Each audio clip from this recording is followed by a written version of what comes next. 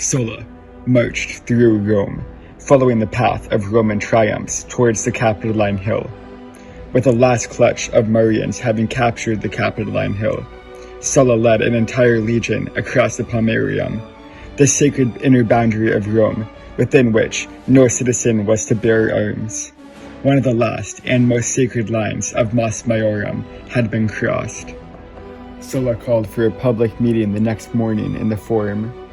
When the crowd assembled, Sulla told them that his anger was solely directed at a few select enemies. To prove this, he announced the names of just 12 men he now considered to be enemies of the state. Marius and Sulpicius were at the top of this list. As public enemies, these men could now be killed on sight.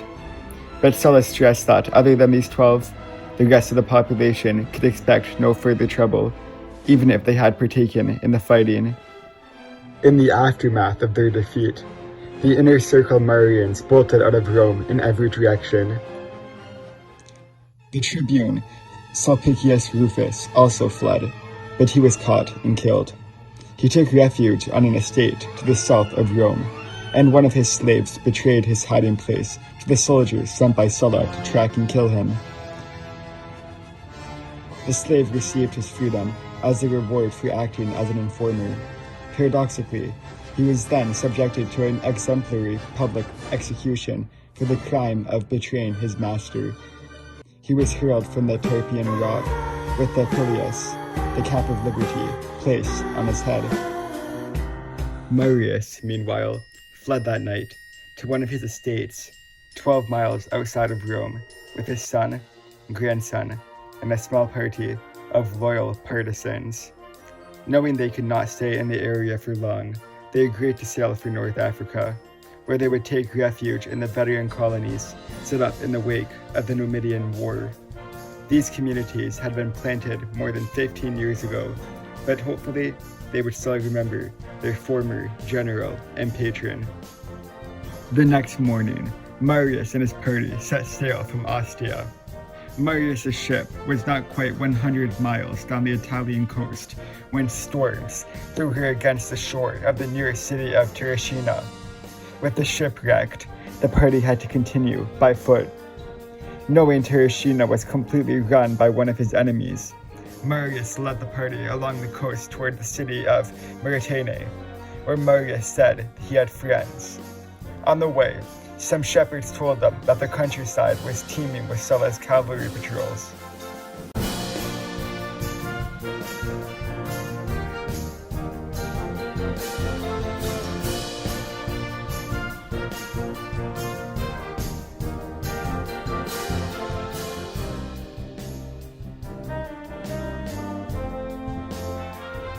Unable to complete the trip before nightfall, Marius and his beleaguered compatriots spent a miserable night hiding in the woods without food or shelter. The next morning, Marius led the party back to the shore to continue the walk to Menture. While they walked, Marius lifted their spirits by telling them a story from his childhood. When he was a boy, he saw an eagle's nest fall from a tree. Gathering the nest in his cloak, he saw that it contained 7 tiny eagle eggs.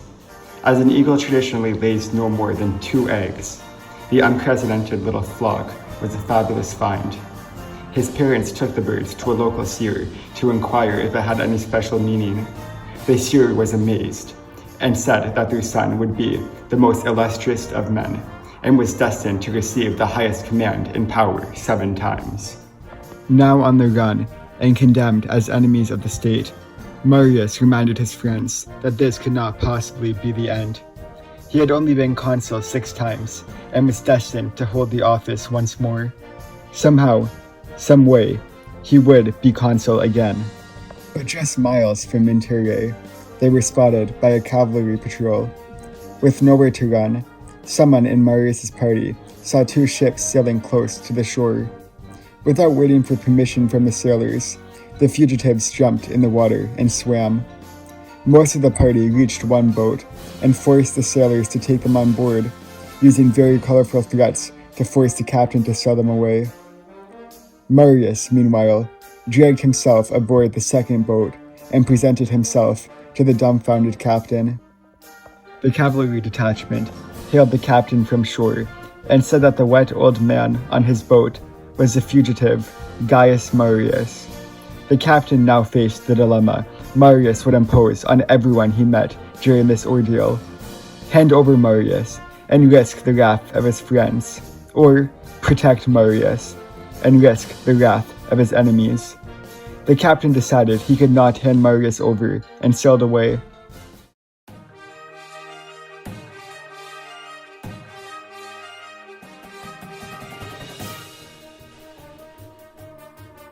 Not immediately following the boat that had sped off with Marius' companions, the captain steered the craft to the mouth of a nearby river. The captain told Marius to go ashore, rest, and gather some provisions for the trip. As soon as Marius disembarked, the captain sailed away. His solution to the dilemma was to set Marius down and run. The abandoned Marius sat for a time and contemplated his sorry state. They ask you how you are, you just have to say that you're fine when you're not really fine, but you just can't get into it because they would never understand. Then, he picked himself up and moved inland through swamp, still aiming for Mintere. With night falling, he ran into a peasant and begged shelter for the night.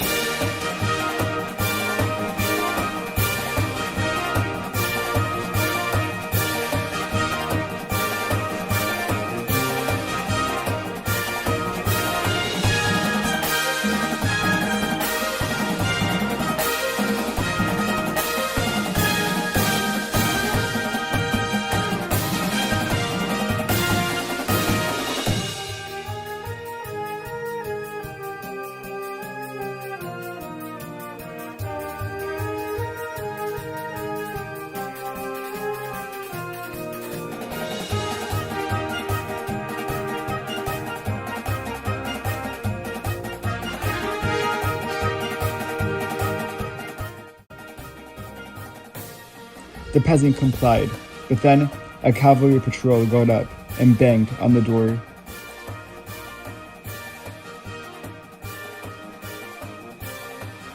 While the frightened peasant confessed everything, Marius tore off his clothes and dove into a nearby swamp. He hid in the murky water, with his eyes and nostrils alone showing above the water. But the patrol officer found him anyways. Gaius Marius, war hero and 6-time consul, was dragged out of the swamp, naked and covered with mud. He was then led into Mintere by a rope around his neck.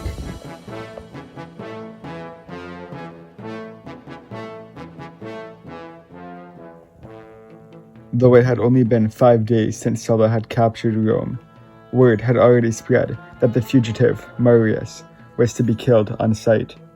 The leaders of Mintere anguished over the dilemma of what to do with him. After placing Marius on house arrest, they brought out a slave and ordered him to go kill Marius. According to the story, the slave was either Gallic or Cimbric, and thus likely made a slave by Marius himself. However, the slave refused to kill him. He said, "I cannot kill Gaius Marius," and ran out of the room. Unable to kill Marius, the leaders of Mintere decided to put him on a boat. Let him go where he will as an exile, to suffer elsewhere his allotted fate, and let us pray that the gods may not visit us with their displeasure for casting Marius out of our city in poverty and rags. Finally, Marius landed on the island of Caecina off the coast of Africa. One of his veteran colonies had been established on the island after the Numidian War, and he was welcomed into the homes of the inhabitants.